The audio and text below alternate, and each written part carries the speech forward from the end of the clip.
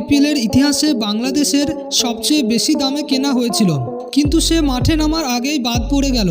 না চোট, না ফর্ম খারাপ, তাহলে কি হয়েছিল? এই ভিডিওতে আমরা পুরো বিষয়টা বোঝার চেষ্টা করি।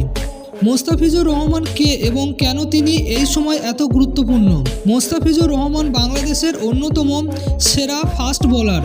বড় ম্যাচে উইকেট নেওয়ার ক্ষমতার জন্যই তিনি বিশ্ব ক্রিকেটে পরিচিত। তাই আইপিএলে তার সুযোগ পাওয়া ছিল একেবারে স্বাভাবিক।